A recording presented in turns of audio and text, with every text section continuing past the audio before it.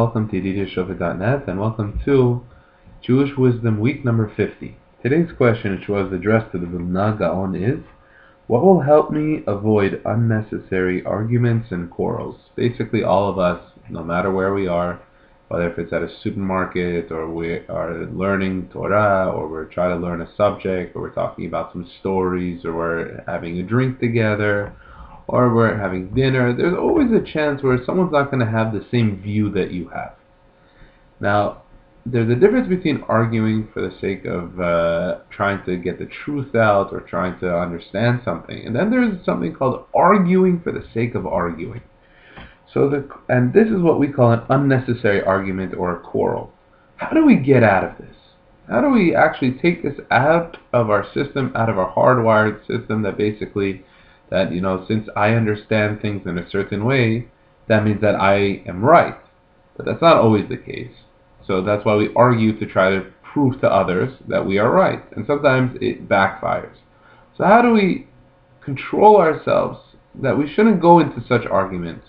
Not the fact of disproving ourselves, but the fact is not to go into arguments just for the sake of arguing. Not going into arguments that are unnecessary. What do we do? What steps should we approach? So the Vilna Gaon says that even if somebody does something wrong to you, and you're inclined to make an argument with him, and he's wrong, or sometimes that you're wrong, or whatever it is, if you look at the outcome, meaning that imagine you went through the argument, and now you're thinking, okay, what did my argument cause? And you see that no matter what happens at the end of this argument, it's going to be for naught. There's no purpose whatsoever. Rather, it's just to let your frustration out.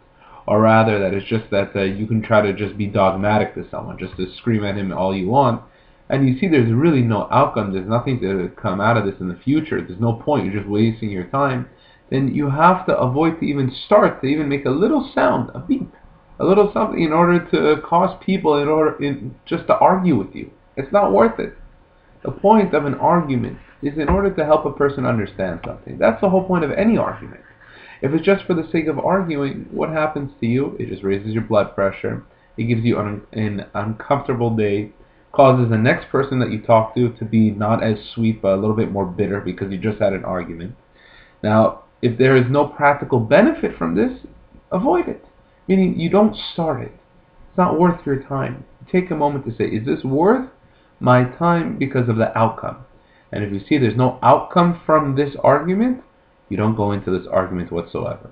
But if you do want to go into an argument, you listen to what the person says.